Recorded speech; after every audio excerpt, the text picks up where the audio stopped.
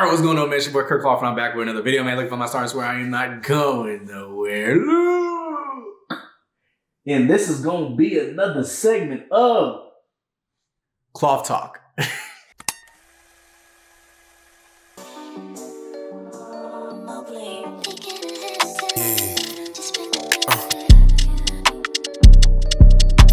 Now again, Kloth Talk is just where I'm grabbing the archetypes from hype beasts and complexes. All talking about sneakers, fashion, all that jazz that I love talking about. And I bring people on those same passions. Look, I know it's been going crazy with the virtual joints. It's been a cool little minute since I did it in the OG, just me in front of the camera, me talking to y'all format. It's been a cool little 2 months. But honestly though, I feel like the virtual has just been going so crazy. We've been having so many great guests, bro. 2025 was a great year for Kloth Talk. I'm already planning and thinking about 2026. It's really just crazy how far Kloth Talk has come. But I'm not gonna waste no more of y'all time. You already know why we here. Y'all already here. Y'all already know how y'all think. Hurry up. You taking too long. You just yapping. So I'm not gonna waste no more time. Let's just go ahead and jump into that first article. All right, so this article title reads, Denim Tears is making its own denim for the first time, introducing denim by Denim Tears. Now, if you're a subscriber of my YouTube channel, which actually, let's go ahead and backtrack. Hey, if down here it does not say subscribed and it only says subscribe, go ahead and click that subscribe button so you're subscribed and you can help a small content creator like myself. But if you're a subscriber of my YouTube channel, do you know one of my favorite brands, a brand that always comes first to mind when I'm thinking about picking up a new piece, is going to be Denim Tears. Now, I made this video right here, and this is the first time that I really like an in-depth look into a collection from Denim Tears. And I actually did an in-depth look on Kloth Talk as well with Drew Joyner. If you want to watch that video is right there. And this is the first time that because for a very long time when it came to Denim Tears, I thought it was just cotton reefs. I thought that's what it was. I thought that's what made up the brand. So I was kind of not gravitating to the brand because I thought that's all that they did. Similar to Supreme box logo tees. I know there's a whole market for those things. And I know those things sell quickly. That's their bread and butter. But me personally, I just never liked it. So I stayed away from it just because I thought the only thing that they did was the cotton reef stuff. So when I did this video, I was like, wait, they do way more. And they doing a lot of fire stuff, bro. And I remember even in that video, I said this. Denim Tears is kind of they put out this statement saying they're the most dangerous brand. And I feel like they could do that. It really could. It doesn't feel like that now. I'll go ahead and say that. It doesn't feel like that now. But I feel like the way that he's going with Denim Tears, it really could be. So after getting a little bit more information, I was like, okay, I could get jiggy with this. This is a brand I could get behind. This is a brand I can support. That video is almost 2 years old now. And ever since then, anytime that I think about getting a new piece, Denim Tears is a brand that's popping up. And honestly, I'm just go ahead and show you some of the pieces that I picked up so y'all can see. All right, so just starting off first, something small that I just recently picked up during Black Friday this year is gonna be this cotton boutonniere. And I thought it'd just be dope to add it to a jacket, maybe potentially a hat or something. Just accessorize something. I thought it was just a cool little thing for 10 bucks. I was like, why not? Now this piece right here, bro, this may potentially be my favorite piece in my entire closet. Not just when it comes to tops, but my entire closet. I go to reach for this basically every week. And this is gonna be from the Kiss My Grits collection that has Kiss My Grits on the back here, this gingham red shirt. I mean, whenever I'm going on vacation or wherever I'm just trying to figure out, I wanna put on a great fit, I don't know what to do, I gravitate to this piece first. This is one of the best pieces I've seen from this brand. Obviously there's a bunch more, but this one, I knew I needed this. Next up is gonna be this Type 2 jacket. It has that watermelon rind to it. Again, I like Type 2 jackets. I love Type 2 jackets. I have 4 now at this point. This was the most unique I've ever seen. Usually Type 2s come in a dark wash, a medium wash, a light wash, the standard black wash. But this one was so unique. So I was like, I definitely need this in my closet. And lastly, another Black Friday pickup from this year was this bag right here. And I haven't had a bag in a really long time. After the whole tote bag thing kind of fell off, I stopped rocking bags. And I feel like that's kind of a downgrade in someone's closet, because I feel like a bag can add a lot of vibrance or even just overall aesthetic to a fit. So I thought this one was dope. Has that woven crochet-ish look to it. It has a lot of good colors. So even if a day where I'm trying to just be basic with the fit, I might just do a white tee or some basic pants and just a hat.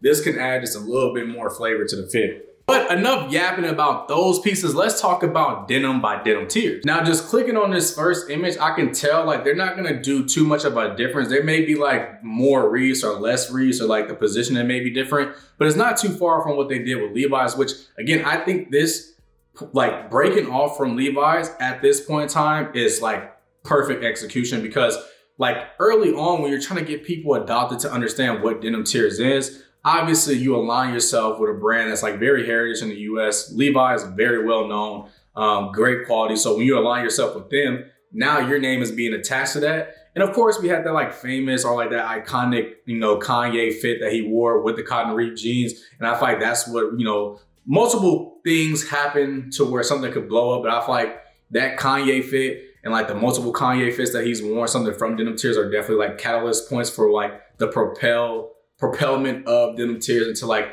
you know, major streetwear, you know, feeds and like, you know, articles and all that. So again, him breaking off now that he's kind of built up this reputation, you know, these collections are growing. He's doing like a little bit more adventurous stuff. He's like going more in depth with these stories.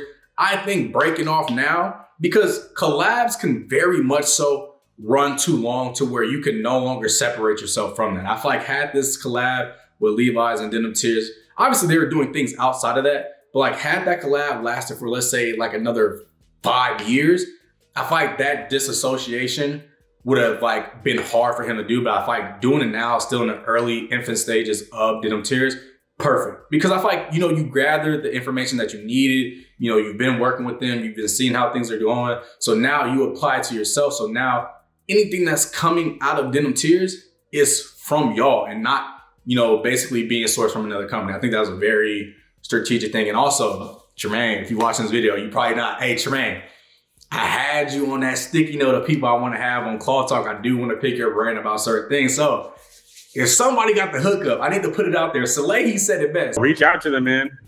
That's why we're sitting here. But yeah, I think this was a very smart move. And I think they're doing 2 fits with these Denim by Denim Tears. So it's going to be a straight cut and a loose cut, which again, very on brand for what people are rocking now. I do, however, think, I am ever so curious, is Slim and Skinny ever going to come back in style?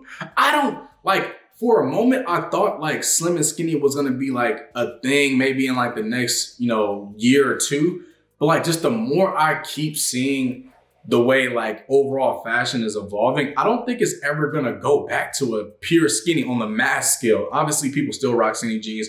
People obviously still rock slim jeans. But I feel like on a mass scale, loose, straight, I mean, if loose and baggy kind of live in the same space, I don't see that ever going away, because I feel like we have progressed as far as a society so past that form-fitting cut.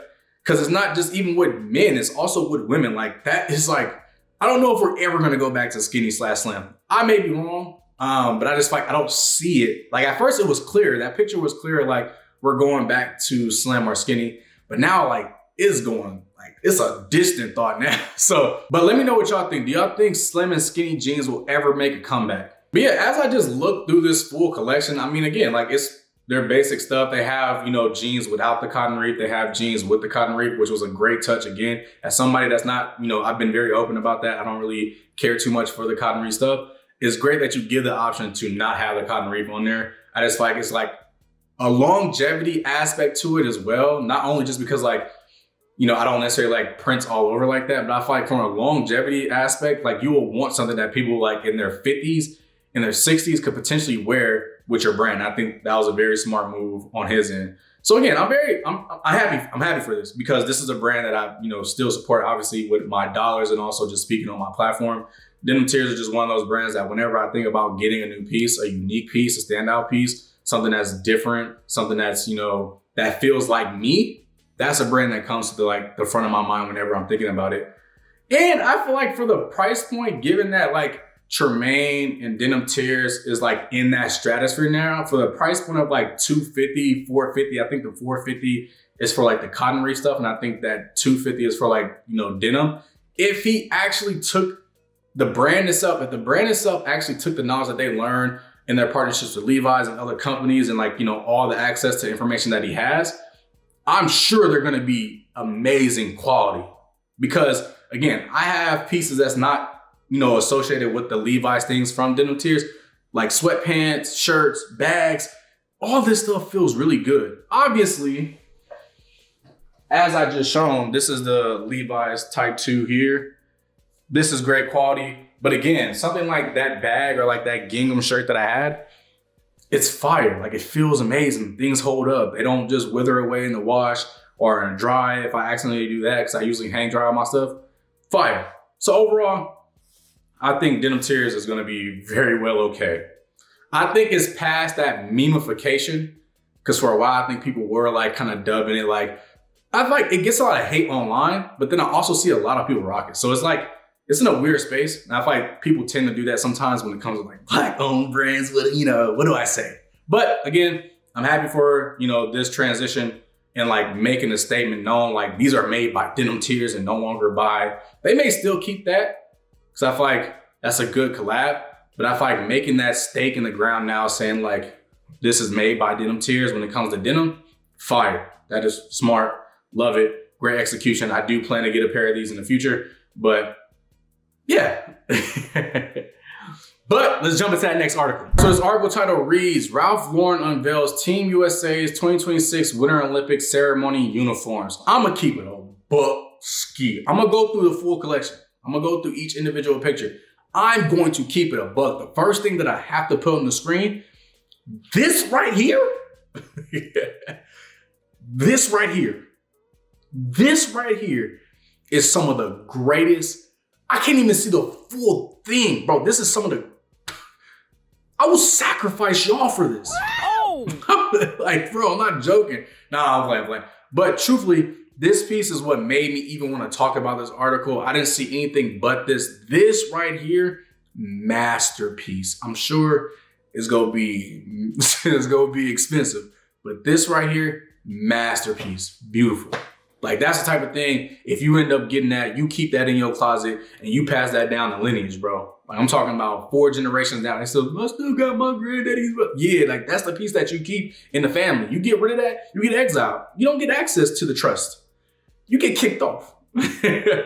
But let's go ahead and just look at some of these pieces from the US Winter Olympics with Ralph Lauren. And also just note that this is not the first time Ralph Lauren has, designed the Team USA's logos. I think there's been, not logo, but he's designed for the Team USA. I think that partnership started back in the early 2000s. And it's been, very frequent with their partnership. I want to say 2007, potentially. I'm not up to date in my mind right now, but I think it's 2007. And they have periodically throughout the years, whether it be the summer, winter, like all that, they've been, designing for Team USA. Honestly, I think the most noteworthy one is it was LeBron, Chris Paul, Kevin Durant potentially. Actually, I think Melo was there. I don't know, but I'll put the picture there. But let's get into this article. So this opening image right here, just off the rip, there is just again, I have to be honest, there's a little too much going on the uniform. I get it's the winter one, but the jacket, fire. The jacket's fire. I'm gonna keep it a buck. The jacket's fire. That sweater, I would have to see it in its totality. This is only the first image, so I can't see everything, but the sweater, decent. Those hats, back in the day, 2011, 2010, I used to rock so many of these hats. I don't even know what they're called. They had the little earmuffs. But what I used to do is I used to take the tassels and tie it up top. I used to love those hats. But yeah, let's go to the next picture. A little bit closer shot. I mean, the sweater don't look bad. It's like a turtleneck. Not really my flavor. I don't necessarily like turtlenecks too much. Let's go to the next picture. Decent. Next picture. Is those Danner boots? I do want a pair of Danner boots. Danner boots are fire. I want a pair of Danner boots, but I have not gotten a pair yet. I mean, the styling on it is great. It fits the overall aesthetic of a Winter Olympics, in my opinion. The way that it's layered and everything, still very true to how Ralph Lauren, how that company sets up their, styling. So stylistically, it's great. Personally, I just don't think it's my taste. Next image. Yeah.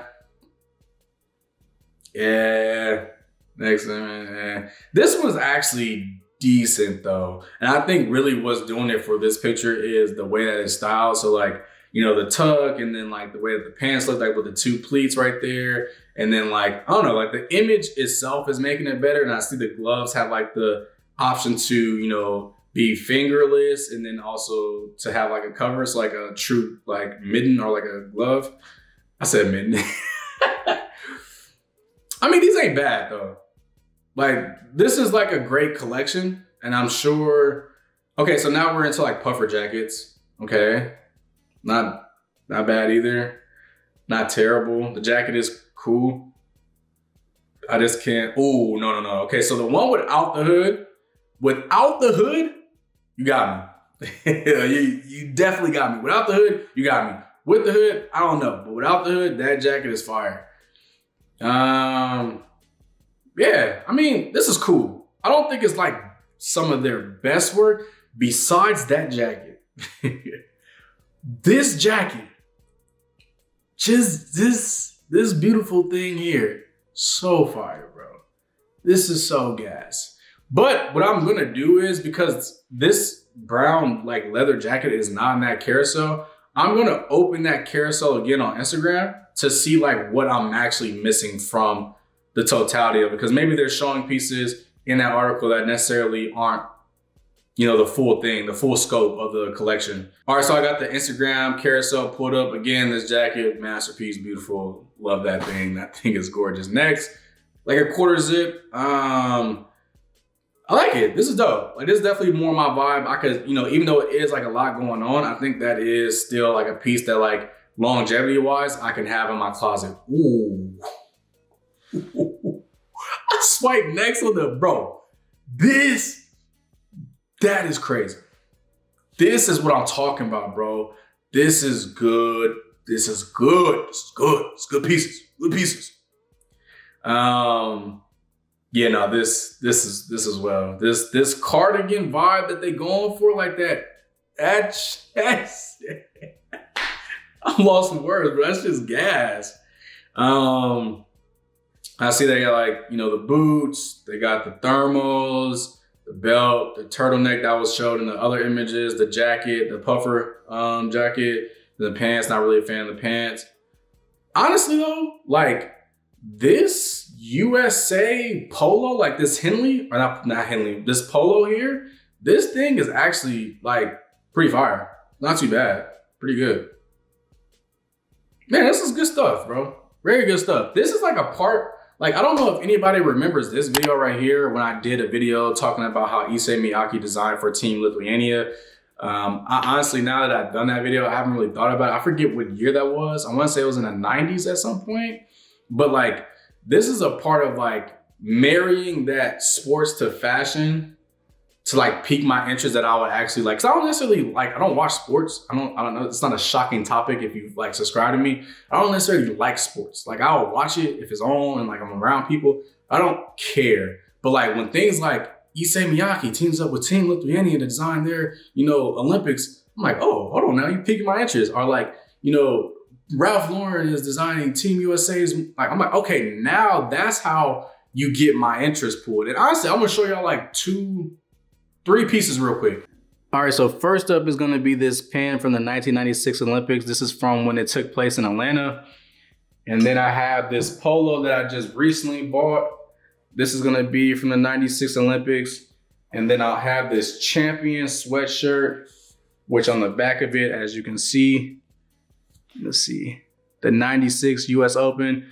Again, this one was an intentional purchase because lately I've been trying to get pieces from 1996, the year that I was born.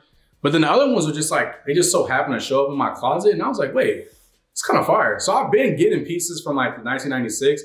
So if you know anybody that owns a vintage shop and they have something from 1996, 1996. All in all though, this has just been a great year from Ralph Lauren, whether it be, polo, Double RL, the purple label, like whatever the case may be, this has been a crazy year for Ralph Lauren. You honestly want to get like a cheat code to post it on social media right now, hashtag Ralph Lauren, hashtag Polo, hashtag Double RL. You're probably going to get traction on your account because that name has just been holding up weight. They've been having like a, phenomenal year when it comes to sales and all that across different markets. Like Ralph Lauren has been popping off this year. People have talked, numerously about the Ralph Lauren Tug or like, you know, Ralph Lauren's vintage collectors. Like I've seen so many videos. It's just been like talking point for this entire year. So again, shout out to, you know, Ralph Lauren, shout out to Team USA. I may be tuning in just to like see some of these fits, you know, come together and see some of the design work. But yeah. But let's jump into that next article. All right, so this article title reads, Song for the Mute explores identity through warning textures and Tor Kinder Light. Now, I think this brand is from Sydney. So it's like an Australian-based brand. I don't know anything about this brand. This is going to be the first time that I'm interacting with this. So let's go ahead and jump into this first image. So based off this first image, it kind of gives me the vibe of like almost like it has like that avant-garde look to it. It kind of reminds me of like Undercover almost, like a Yoji, like just in certain aspects of it. But let's see, like, this is, again, when it comes to my style, personally, this isn't a jab at this company. My style is like simple and I can have in my closet for multiple years. I see, you know, the patchwork on the side, on the hoodie, on the pants, and then I see the hoodie has a little, you know, distressed texturism there. So, I don't know if that's like their main thing, but let's get into that next image. Well, first of all, you want to talk about imagery? Jeez, whoever is on that team this is great imagery. This image alone, I would want to make a purchase just to see, like, it's such a simple picture, but like if I don't know, that's good imagery there. Next picture, is that Timothy? Yeah. I want to see more of the clothes. I want to see more up close details. Again, the imagery is fire. I like the overall, you know, the lines in the image, like the placement of where he is too. Like I feel like that all kind of fits very well. But again, I just want to see more of like clothes. I ain't gonna lie, bro. If this company is gonna do anything, this is my introduction to this company. If this company is going to do anything, the imagery is fucking there. They have the imagery down pat. This is fire. Damn, dude. Again, I want to see more of the clothes though. I want to see more of the clothes. So this is like a closer shot of the jacket and the pants. It doesn't look bad though. The jacket looks like something that I actually would wear. Again, the pants are a little just too much for my personal taste, but the jacket here actually looks pretty good in my opinion. Okay, so this is like more of like a tracksuit. This may be more of my style. This imagery is fire. I don't know if these are like generated images of the same person running. Cause they all, like some of these, like just look, I'm focusing, this needs to be a fucking photography company. They need to teach classes. I can't tell if like it's the same person though. Cause some of them, it looks like it could be potentially the same person just based on the build, but then other ones look like, no, that's not the same person at all. I don't know. Let's go to the next picture. Again, this is just, listen, bro, if the clothes don't work out, y'all can teach a class on the overall, you know, composition of a picture, bro. Like the photography work is amazing. Okay, so now we get into the piece. This jacket actually, hold on. This jacket actually is fire. So I like the fact that it doesn't have that like that distress aspect to it. I think it still looks clean. It almost gives me the vibe of like a Craig Green. Like it has like a little bit of vibe of Craig Green, obviously different enough to like where it's his own thing. But like that's the first thing that came to mind, like a Craig Green piece, like kind of like that's what I see here. No, this is dope. It has like that flight jacket type pocket. Then it has like a more traditional, like whether it be like a denim or like a chore at the top. If this jacket has a detachable hoodie, like if you could detach the hood, they got me. If you cannot detach the hood, I don't know if I'll be sold, but if you can detach that, that'll be fire. All right, so this is like the back image. Again, like this is, again, that jacket alone, without the hood aspect, fire. That's good. I'm not saying the hood part is bad, but like without that, it's a great piece. It's a great piece. All right, so these are the pants. Let me zoom in. Yeah, again, personally, just not I'm not saying it's bad. I'm not saying, you know, anything bad about it. I'm just saying like, it's not my personal taste. It's a little too much going on. And I feel like I will grow out of that very quickly. Let's go to that next image. So this is like that version in white. never been heavy on like a white. Like I've never really rocked too much white. Like the only white that I have in my closet is for like tees, graphic tees, vintage tees, and things like that. I've never been like a white bottoms or like a white jacket, just because I feel like it'll always get dirty really quick. So they have the white pants here, which honestly, it looks a little bit muted with the white pants. So like, it doesn't look too standoutish. So like, if I was to pick so far, I would actually rock the white pants here just because it doesn't look too, like you can't see it too much. Like I know it's there, but you can't see it. It's very toned down. Okay, now we got the black. So there's that. I wouldn't even call it distressing. It looks like just like a different texture, like a mohair potentially on the black sleeve and on like the shoulder right here. I'm not too much of a fan of the black, in my opinion. Not too much of a fan of the black. And you see it a little bit clearer here on the back side of it. It has like the little patches. Again, I don't know what that is, but yeah, I'm not a fan of the black. So far though, the tan jacket, gassed. White pants, fire. Let's see the pants now. The pants, yeah, just too much going on for me, personally. It's too much going on for me. Now we get into the tees. Now I could tolerate this on the tee. I could tolerate it on the tee because like it's not as a t-shirt versus pants or like a piece like a jacket. A t-shirt is very toned down. I don't know if I'm describing that right, but like a t-shirt could like very much so get thrown under like something else. So it's not like a statement piece. So I could rock the shirt, I could rock the t-shirt, then throw a jacket over it, then you wouldn't even know I'm rocking a jacket. But like typically if you're rocking a jacket, you're probably rocking it for a reason because it's cold outside. So like it having standout features like the distressing or the mohair, like whatever that is, I just feel like it's just too much. Again, I don't think I described that perfectly, but yeah, the t-shirts are not bad though.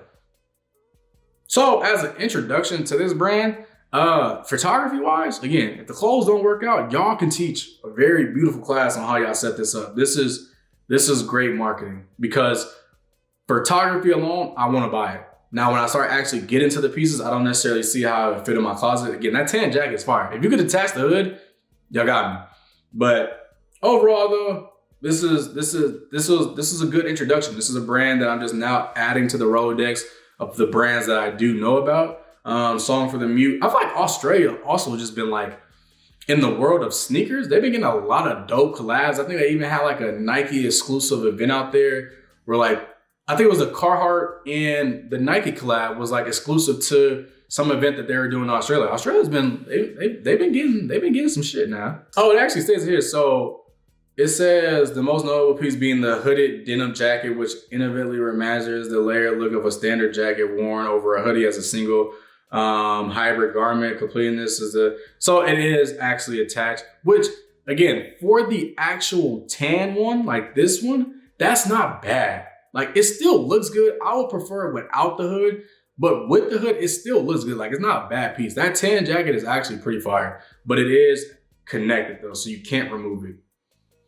Ooh, and I kept going, and the prices range from $3.95, which I'm sure the t-shirts are just $3.95. Let's keep it a buck. The t-shirts are $3.95, all the way up to $1,500, almost $1,600, which I'm sure that jacket is the most expensive piece in this lineup. Actually, I'm gonna do something I never do. I'm gonna just go straight directly to the website real quick. Yep. So the jacket, I'll put it up here. The jacket is the $1,500, almost $1,600 jacket. The t-shirt, $395. The pants are $1,000. Pretty. I guess their target demographic are athletes and entertainers because ain't no way. There's no way. But overall though, very interesting brand. I'm gonna keep them as far as like, now that I know their name, whenever I see it pop up, I'll be like, oh, that's that one brand. So I'm gonna keep it like in the Rolodex of like different brands that I am aware about. But that is gonna wrap up this Kloth Talk. Again, it's been a cool little minute since I did a Kloth Talk where it was just you and I, we family, we cousins.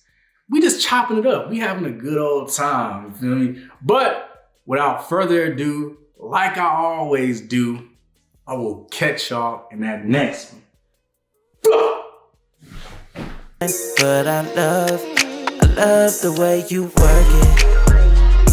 Ay, I love the way you work it for me.